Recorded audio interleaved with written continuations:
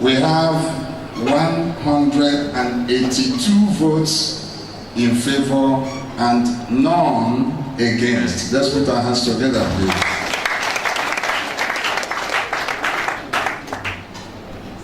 Thank you very much, my brethren, for your attention and for your patience.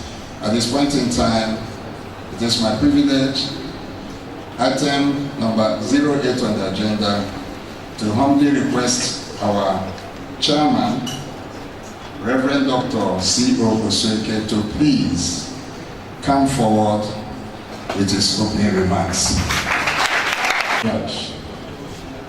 Praise the Lord. Hallelujah. In the first place, I was not consulted, but at the same time, I am a full-fledged member of Assembly Support Nigeria, Yes. and also a member of the Consultative Assembly. If Dr. Omobai can leave his big places and be here today, I think I have no reason not to be here.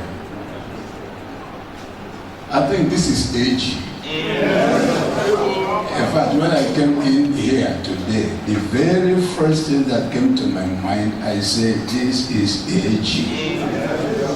Those people that think that Assemblies of God is finished, they made their conclusion too early. Listen, I repeat what I have said over and over again, that the greatest days of Assemblies of God are not behind us. Our greatest days are yet ahead of us. All that thought that Assemblies of God is finished with, I think they will be surprised when they see what's going on, full of smiles. A very mighty revival is in the offing. Very big one. So we do thank God, and I, for one, I thank God especially that He kept me alive till this day, and also that you, brethren, still have that confidence in me, that I will do a job like this. I do not have any claim to it whatsoever. I think it is all that God has done. Let me say this in the beginning. I don't know how many of you who knew when there was the crisis. It wasn't a national crisis. It was a regional crisis, if I would say. In fact, in one of our districts, it was just in one of our districts, the Southern Igbo land. And that was during the time of the first of all called themselves Independent Assembly, Assemblies of God. Later they became two Assemblies of God. And now they are Christ, the Ark of Salvation. Were you there when the crisis? How many of you heard about that crisis?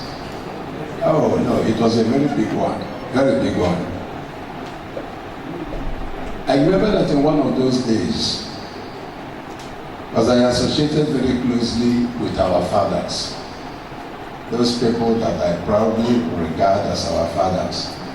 Reverend Dr. Isibo was one of them.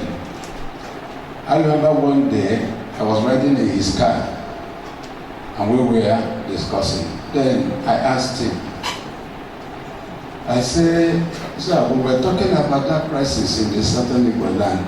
At the time, he was the district superintendent of Northern Igbo land. So when we were talking about it, I said, did they say that this thing happened? If you know Papa Ezigbo, he doesn't go straight in answering questions. He will go this way, and this way, and this way, and if you are not attentive, you won't even know when he had answered your question. You may repeat the question again, but those of us that knew him, when he answers our question, we know. he told me, he said, Brother Sweke, I think we should really pray that when Jesus will come, he won't come in a time of crisis. Remember what I asked him was, this thing I heard, is it true? He said, Brother Sweke, we would rather pray that Jesus doesn't come in time of crisis. Otherwise, even people that sincerely believe they are fighting for God will go to hell. See, a lot of lies have filled the air everywhere. Then they say, put it this way and that way. But those that are with us in Assemblies of God and those that have left to form that independent Assemblies of God. See, there are lies everywhere. Lies everywhere. So let Jesus not come during the time of crisis.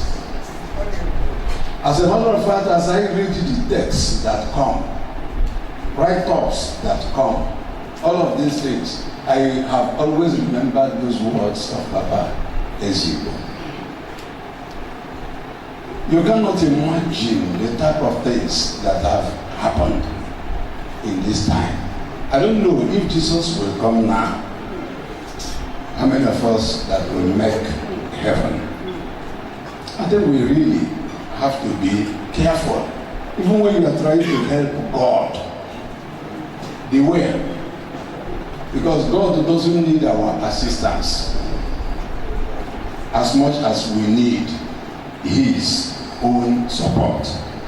He is the one that will help us. Our brother was talking of an indictment. I read that Oyeklomi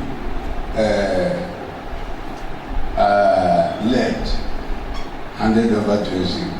Ezigbo led, handed over to Sweke. Why come to Sweke? Hand over to Emeka. What has ever shown that Oseke did not hand over? He didn't state it too.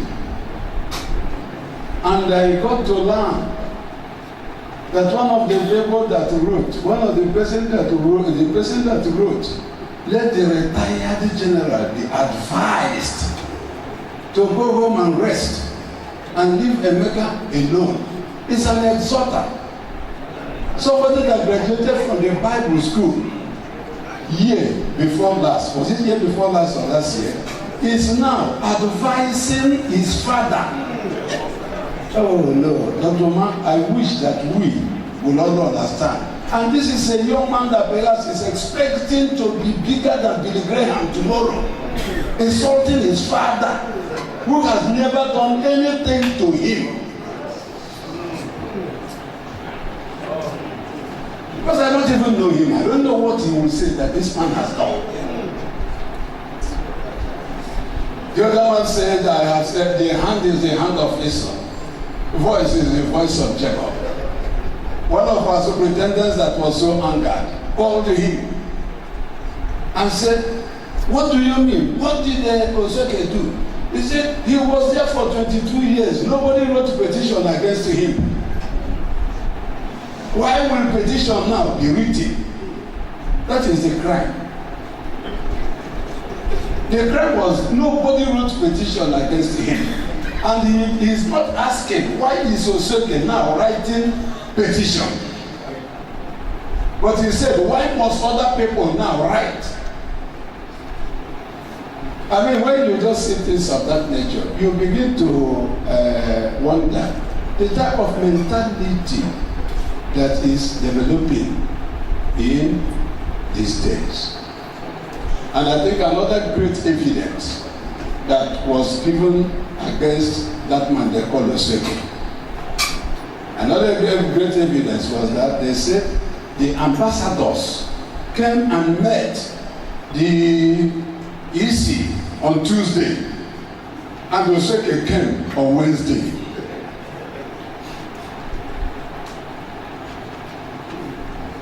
He never asked Did the ambassadors and Osoke meet? But for your own this thing, let me tell you the truth. I never knew that ambassadors were meeting. Since I left office, only once have I attended the meeting of the ambassadors at the NCA.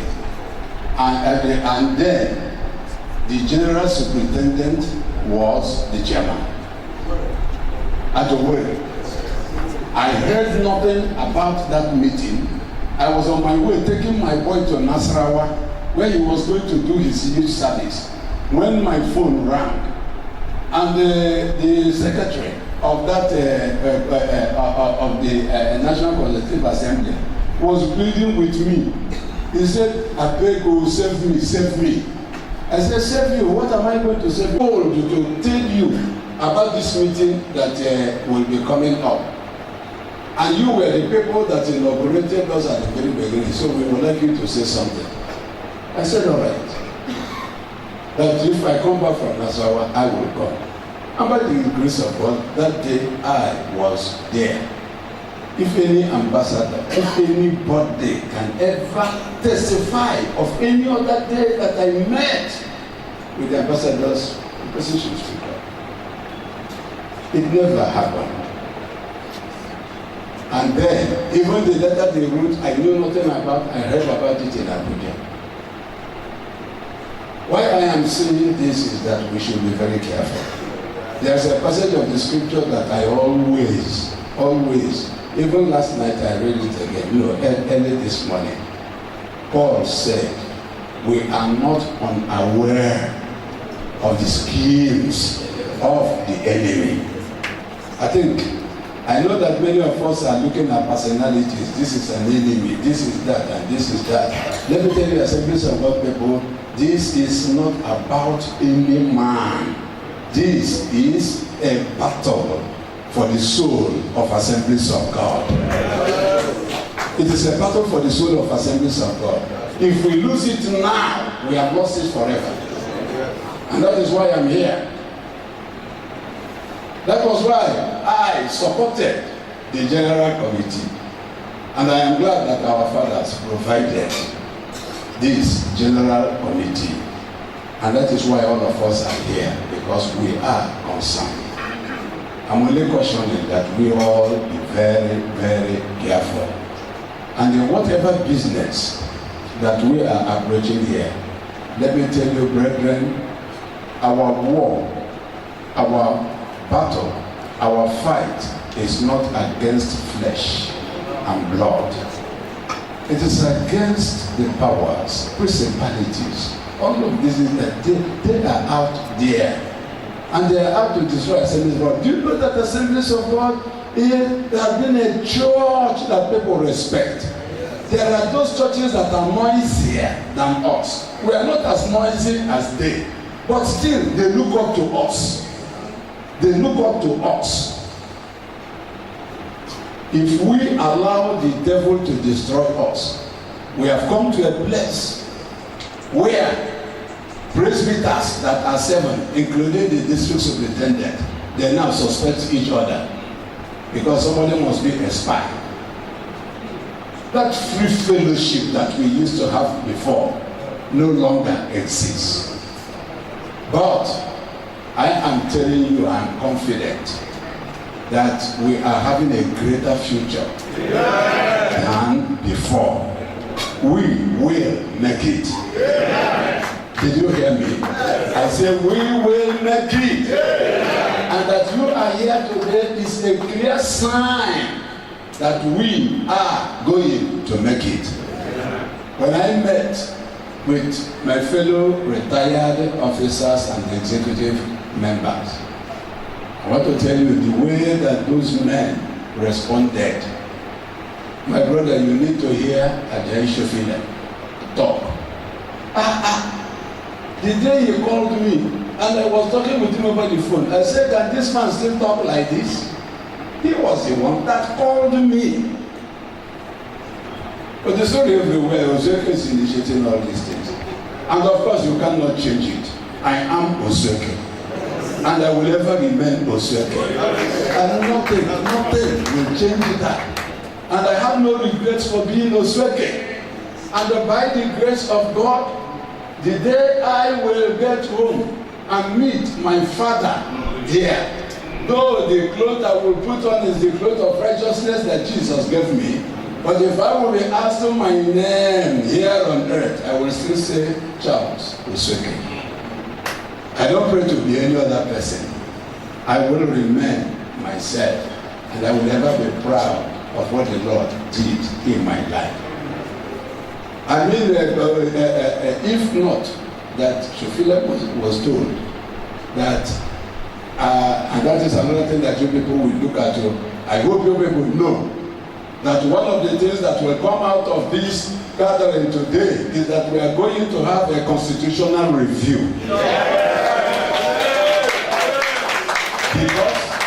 Because this very crisis that we are having here has exposed many loopholes in our constitution, and it will never happen again. You know? And so one of the things that you people will consider, because I'm retired, those of you that will consider the new constitution, I am not comfortable that a whole officer of the General Council, that when he retires, he will be a member of the General Committee. No, I don't think it should be the General Superintendent alone. At least all the 4 officers of the General Council who retire honorably. I don't mean those that are sacked. Those that retire honorably must be members of the General Committee. You see? Because I know, all right, look at yesterday, he met me, he was asking me during Penny, what are we going to do? I said, what do you want us to do? He said, is this assembly? So I said, it is. He said, are we not going to do something? I said, I have been to the East, I have done all these things, I've tried my best. He said, you have tried your best, what about us now? I said, your constitution doesn't give me any place to gather you. Okay, if we will just go and say we are retired men, they will ask us under what section of the constitution. And they may even stop our pension. And when they stop our pension, this stomach, or do you want to bury me before my time? I will live on. I will live my life in full. That's what we are talking about. So there has to be something. I mean, even from today, you begin to work on our constitution as to provide for certain things. At least make it like that. If not that, a real legal, all of this is the consultants that you people said you met were able to find out that this meeting could convene lawfully. We couldn't have convened it, but I think it should be a common knowledge, contained clearly in our constitution, so that we will know how to go about it. This is Assemblies of God, and by the grace of God, if anything will go wrong with this church, it is not now that some of us are alive. I think we will be here to see what will happen. We already knew before we came here today that there is no way that this matter will be tried here. That is why more people we are talking of bomb, and we are talking of coup, and we are talking of bloodshed and fire. Because one of the texts I received, I think it talked of blood, fire, everything. I was asking, where will this fire come from? Brethren, is it not a shame that Assemblies of God meeting, our own meeting, that we will be talking of bloodshed and the fire? Is it not a shame? From where did we go wrong? Even I have heard some of my relatives calling me, saying, I hope you are taking seriously of affording yourself some armed security men. around you. I was the General Superintendent of Assemblies of God for 22 years. I went to very critical places. Yes. I went into all this, but I didn't go with escorts. Now that I'm retired, that is the time that I will be looking for police to guide me here and there. We are going to do. There's no clear decision that is given to me here, except that we are going to raise a panel. Because all the submissions that these are people are making, we have suggested that we needed to hear something about the ambassadors. What made them to do what they did? We needed to hear. And what made the EC to do what they did? I think the EC has already informed us why they took their action. Do we still need a further enlightenment from the ambassadors? Yes. Do we get that? Yes. All right. So we will hear them. And I think we do it precisely. I don't know. There is an information. There's an information that we are having.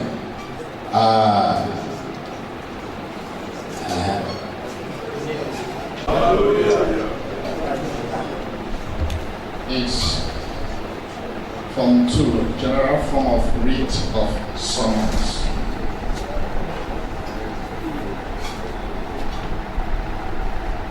In the High Court of Enugu State of Nigeria,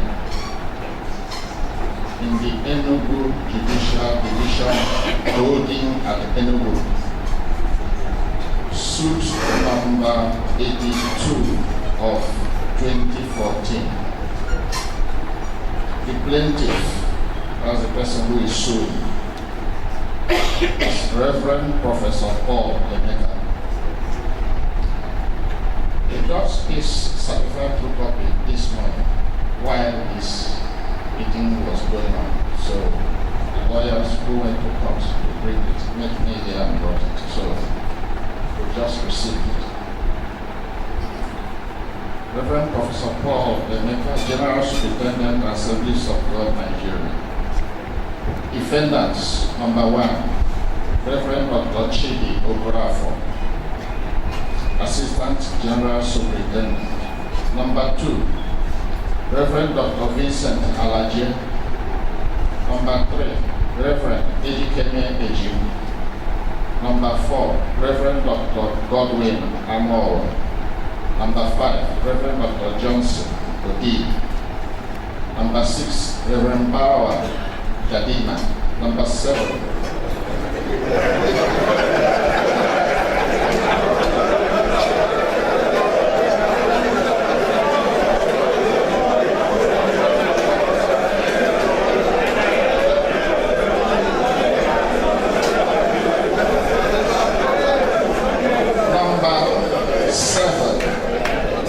Reverend Dr. Benedict Akko. Number 8, Reverend Dr. Friday Amira. Number 9, Reverend Michael Ashley. Oh, Michelle. Anyway, what I see here is Michael.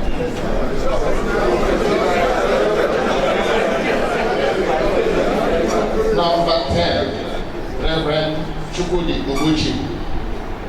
Number 11, Prince Emera, for themselves and not representing the entire members of the Executive Committee of Assemblies of God, Nigeria. Number 12, Barrister P.C. Aboka. Number 13, Professor Ayu Kalu. Number 14, David J. Bodo. Number 15, Dr. Mike O. Okoro. Number 16, Evans Ovia. Number 17, Professor P.O. Eson. Number 18, Elder L.A. Owape. Number 19, Ozioma Carlo. Number 20, V.C. Ibope. Number 21, E.O.N. Uche. Number 22, Dr. Emma Irebu. For themselves and not representing the body of ambassadors of the kingdom, you are hereby commanded that within 42 days after the service of this seat, when you, the priestess of the day of such service, you do cause an appearance to be entered on your behalf. Then there are averments, statement of claim. The plaintiff is an ordained minister of ordained minister and the General Superintendent of Assemblies of God Nigeria, was voted into office of General Superintendent by more than 4,000 ordained ministers, and so on and so forth. It runs into about not less than 10 or 12 pages, so we won't be able to read that. It's just to let you know that there is a suit against the people mentioned who are office bearers of General Council, who were also elected by the General Council in relation to their office and function, official function in the General Council. And so this suit is pending at this time. So we had some intimation that an injunction was to be obtained against this General Committee. The first attempt was to obtain it against the ambassadors. This is the latest. We saw the first attempt, the documents relating to it. And we heard about this, we were given the suit number. We decided that before we can let the General Committee know it, we should have the entire suit filed. We don't want to speak from lack of sufficient information. We wanted to know all, so we are sending people to get them, bring them here and let us draw this for us to look at. Let me tell you that the reason this is instituted is because an injunction was sought. By law, you cannot get an injunction if a suit, a substantive suit, had not been filed. So this is the substantive suit. They view to getting an injunction on the General Committee. If such an injunction had been obtained before this meeting today, you would not have been able to hold it. And there is very, very strong likelihood that the injunction will subsequently be obtained. In fact, we are expecting that, pursuant to this, maybe by next week, there will be an injunction. According to law, any decisions that have been taken before such injunction will not be affected by the injunction.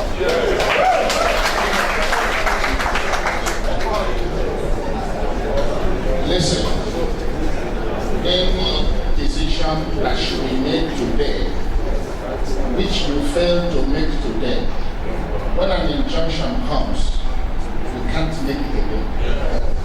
The judge will stand helpless with her hands tied. If the injunction says you will not ask the General Superintendent to step aside while an investigation is going on. If the court says so in an injunction, then you cannot do it. And even the general counsel cannot do it. You can't even hold election in November. That is the implication until this matter is disposed of in court. And we know how long it takes to dispose of our matters in the court. We felt that you should have this information and knowledge. The suit number, once again, is suit number E82 2014. So those who are interested in verifying it may do so. We obtained this copy from the court registry this morning. The case has not yet been assigned to any judge. That is part of the delay in getting this injunction. Thank you. IU Kalu will be presenting the guests of the ambassadors of the kingdom. By the way, let me hear you well. Will the EC present their own again? No. Thank you very much. Thank you, sir.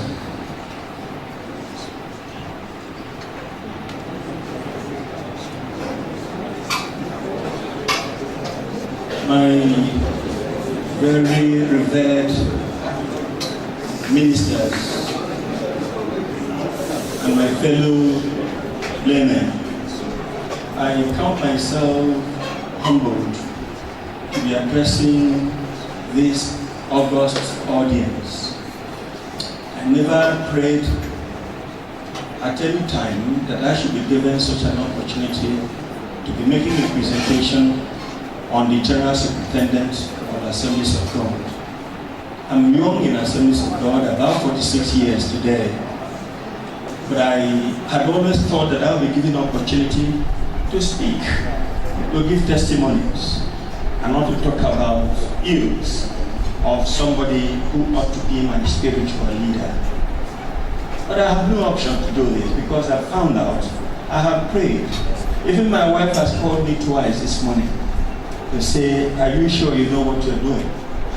But I have listened to my spiritual leaders, and I've also prayed, and I know that I'm in the will of God. So what I'm presenting here is a fact. There are facts as I know them. I've not been asked, I've not had any meeting with anybody. So I will be speaking on behalf of the National Consultative Assembly and the Body of Ambassadors, which for some reasons I don't know, I represent, I am their secretary. I want to first of all let us know the genesis of the letter or the memoranda that we have addressed to both the EC and the presbyters. Because we, being members of the National Consultative Assembly, have as one of our objects that we must preserve our Pentecostal heritage. What we have been taught over the years, we insist on making sure that we will not just live by it, but will be it sent to our children. And in pursuance of this, we'll be holding meetings that will help to move our church forward in our own little contribution as laymen, not clergy. In one of such meetings that we held in Owerri, on the 28th of August 2013, we were a little bit surprised because we've not had such opportunity before to hear that the General Superintendent, Reverend Dr. Paul Emeka, sent one Reverend Esema Onwuka to present an address to the Body of Ambassadors. At that meeting, the General Superintendent called our attention to what has been happening at Evangel University. And because of time, I know most of us have been sitting for a very long time. I will be very, very brief in touching all the issues that we need to say on this matter. The summary of the address of the General Superintendent is that they are planning to change the law of the university, and that they will be changing the principal officers of the university. They told us this, and that he is expecting some advice from the body of ambassadors. That was never in our agenda for the meeting. We had our normal agenda for meeting. For that reason, it affected our agenda. Coincidentally, the bursar of Evangel University, a fellow of the Institute of Chartered Accountants of Nigeria, and a brother was speaking in Abuja, who was appointed the bursar of that university, also sought to have an audience with the body of ambassadors. It took a lot of time for us to accept to speak with him, to hear him.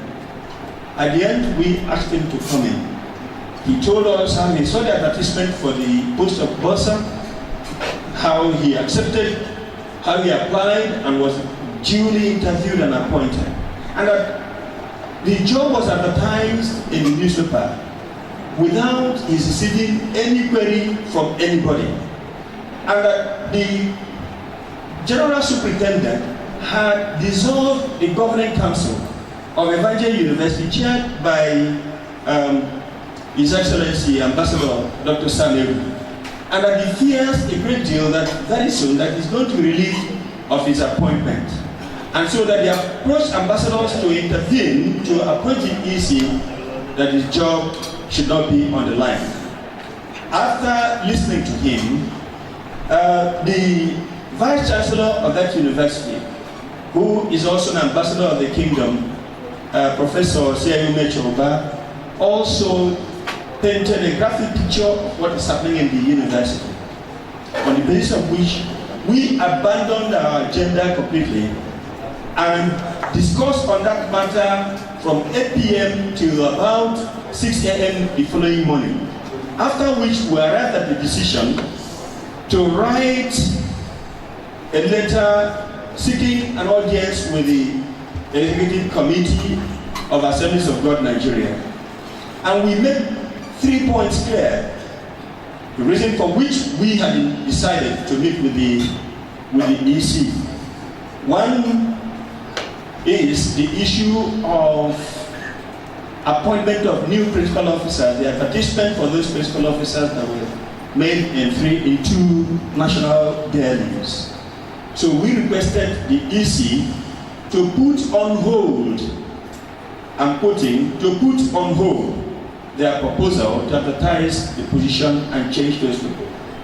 We also, based on what the GS address said, that they should put on hold the plans to change the law of Evangel University, which had not been operated for up to a year. We even suggested that should the need arise for the review of Evangel University law, that the EC should consider it necessary to appoint members of the National Consultative Assembly, members of Body of Ambassadors, and the Board of Trustees of the university to look at that legal document establishing the university. We sent that letter immediately, and on the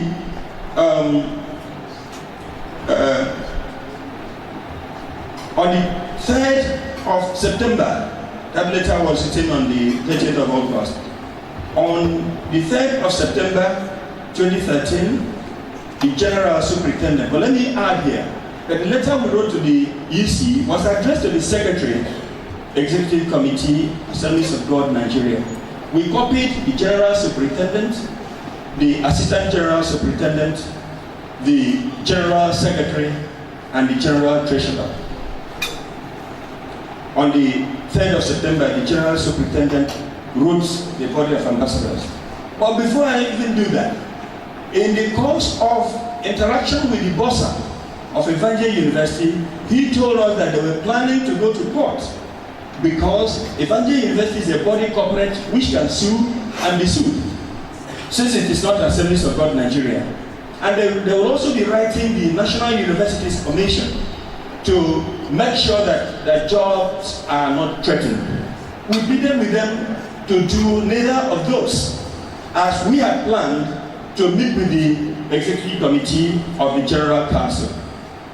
The General Superintendent wrote, as I said, on the 3rd, and in his letter, he said that we cannot see the EC. Secondly, on the issue of advertisements, he said a request to put on hold the advertisement of those positions is, quote, not possible. He also said on the review of the Evangel University law, I also quote, not possible.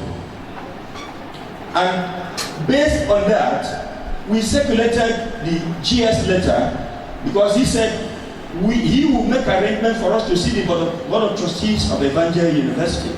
By then, the original Board of Trustees that was appointed by the EC had been dissolved, as we now later knew, that the GS unilaterally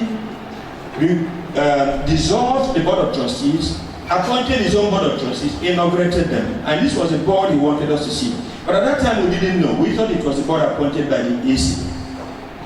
But we quickly met to reconsider these issues, which we consider very, very urgent, because we were afraid that if the National Universities Commission got to know about the problem with this young university that has not operated for 1 year, that they may revoke the license, which is not even the permanent license, the license that is normally issued, and after 3 years, they will come for inspection, they will visit the university, and if they find out that they're doing anything outside the provisional license, they revoke it. We were afraid that that could befall our young university. So we were in a hurry. We decided to meet with the EC on the date that we were going to have the next meeting, which has been reported here by the EC. We never held any meeting with any member of the EC to decide what to do. So we came here ignoring the directive of the GS on that matter. One of the reasons was that we did not write to General Superintendent to hold audience. We wrote to the EC. We had expected the General Secretary to say, EC said you cannot see us. But this was the decision of the EC. So we came here as was supported, and we held a meeting with the EC where we appointed 4 members of the body of ambassadors to address the EC on the matter. I don't want to belabor that matter. It has already been placed at our disposal here. And at the end, I think Reverend G put it mildly. They are still here, EC members. The general had responded. We had thought we'd be asked to step aside while they had a look at what to say and maybe call us back. But he said we should go. That the action would show us how they receive our coming. That was it. And we came down here, all hanging around at the foyer of Evangel House. We waited a while, nothing. And then we decided to go back to our hotels. One other point that I need to put before us here is that we found when we came to Evangel House that those principal officers of Evangel University had actually gone to court. We were not happy with them.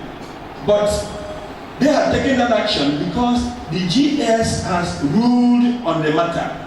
He said the issue of their positions, putting it on hold is not possible.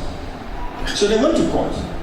We nevertheless decided to go back to our hotel rooms to look at the next line of action. We went there, set up two committees, one headed by Honorable Justice Imo, whom we know a legal luminary, that he can take care of this matter that is already in court. We asked him to chair a panel that will withdraw that matter from the court. And then another panel to put up a write-up about what we feel about the goings on in Assemblies of God, Nigeria.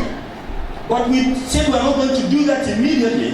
That we're still going to give time to the EC to respond to us. After the EC had finished their meeting, we waited for a week. We sent the Assistant Secretary, who is resident in Enugu, to approach the General Secretary to find out whether we'll be hearing from the EC. He told him, General Secretary, telling Assistant Secretary of the Board of Ambassadors that he is not writing any letter. It is the General Superintendent that will be writing us. Up till now, there has been no letter. We waited and nothing happened. We had to reconvene, this time inviting the members of the National Consultative Assembly. you will know that the National Consultative Assembly is more embracing. Members of the Body of Ambassadors are members of the National Consultative Assembly. We held our meeting, and at that meeting, we then learned that the General Superintendent has, in fact, suspended those principal officers. Remember, he said that the action will show us, the action will let us know what, how they feel about our coming. So I just want to trace the genesis of how this matter started. When the EC did nothing, we were then forced to send our memo to the presbyters. We have moved from the highest level EC to the presbyters to let them know what was at stake. And then, of course, we know that on the 8th October, GS gave a response where we also learned, because these things are recorded and sold, where we let the pastors give a vote of confidence on the General Superintendent. Then on the 4th of November, the Body of Ambassadors then wrote the EC on the breaches of our Constitution, which has been circulated. We make sure that we circulate this to everybody. I'm sure most of you here have that document. Since that date, we found out that the GS has committed even more breaches. Some of the ones that were not originally contained. But it is important that I point at a few of these ones, a few of these issues.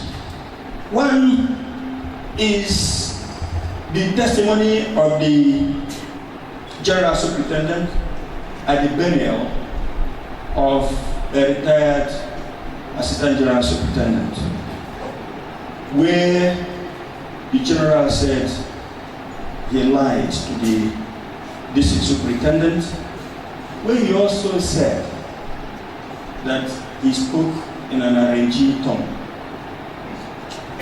which he even beneath at the venue of the burial. Most of us were shocked. Of course, that were there. He beneath that again. He said that he had to speak in tongues to deceive the late Reverend Jan Wakama. Then from there, that they will now preach in English. Since he didn't know how to speak English, and it was because he had claimed he can preach in English that he was given the appointment. Speaking in Igbo, sorry, that he was going to speak, he knew how he can preach in Igbo, on the basis of which he was given a pastoral appointment in the southern Igbo land district. So most of us feel very, very bad. Then we are even worried, more worried, when we heard that even the General Superintendent wears a chain, a chain, which chain some of us were told when we were very young people, no Assemblies of God man wears chain. And when we hear an energizing chain is worn by a General Superintendent, and it was gotten from Israel. I said, I'm not a theologian, but I know that you can get such chain from Acha stores in Aba. Why do you need to go to Israel? We're worried that something funny is creeping into Assemblies of God Nigeria. And we feel that these are issues that must be investigated. Let me also point out that after we've written our memo, we got a protest from Assemblies of God members, professionals in the South, who said that in the course of the GS talk, that when he appeared at the Bible School for South Zone, Port Harcourt, that the GS stand was raised up by a member of the EC, Reverend Living Joshua, where he said, this is the man for 2014. And we were all so worried. And we don't know whether a lot of amendments have been made to our Constitution, for which we do not know about. The legal advisor to the General Council has spoken on the issue our letter to the EC is, because on the fact that these things, we've already placed this at your disposal, I will speak to these points rather than reading them. Now, we are worried about the acquisition of a property for Assemblies of God Nigeria in Germany. That was one of the issues raised with the presbyters. The general superintendent has already accepted that he did so. Because although he said in his paper that there is an insider giving us information, we know that there was no insider, I continue to make this clear, no insider information at all. He himself said, when he was introducing his German visitors, that he authorized the release of funds for this at Peniel 2012, that he authorized the release of this fund, knowing that when EC is inaugurated, that they will not approve that acquisition. And we consider that immoral for anybody to take advantage of his colleagues. And that should not be even an Assemblies of God Nigeria. And we ask ourselves this question: if the GS did this on his own, alone, who were the professionals that handled this transaction? Assemblies of God Nigeria cannot spend 200 million or 220 or 250 without getting valuers. I am a valuer to assess the worth of the property that we are buying. We have many legal minds here that would have prepared the document of the property that we are buying. What of the fees, the legal fees, the stamp duty, and so on? In any case, the Assemblies of God have such power to buy from there. In whose name was this property bought? Because we are running against time. Since, how many of you have this booklet? You have it? All right. Okay. Those of you that don't have it, you are going to get it. But at the very same time, I think some of these details that is given will be given to the panel that we will set up here today. We are just thinking of how to conserve time. But these details are very, very important. You study it yourself, and then the details will be given to the panel. Because already we have said we are not judging this case here today. And there is no way that it will be concluded in this very place. Because some of these matters contain facts and figures. So we have to match facts with facts and figures with figures. And that is when the panel will be sitting over these things. I don't know whether you agree with the idea that further details be submitted to the panel. While all of us, how many of you don't have it? If you don't have oh no, don't go home without it. I don't believe that. Don't go home without this.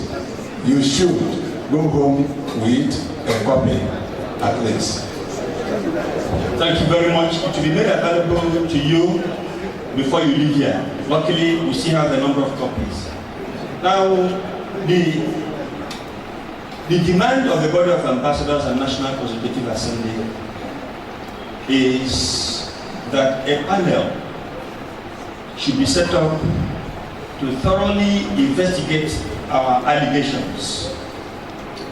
And we are calling on this august body to ensure that the requisite professionals, lawyers, accountants, state surveyors and valuers, bankers, and even the clergy should be in such a panel. We are also of the strong view that the general superintendent cannot be in the office while such an investigation is being carried out. We know even quite recently that the central bank governor has been asked to step aside while the central bank is being investigated.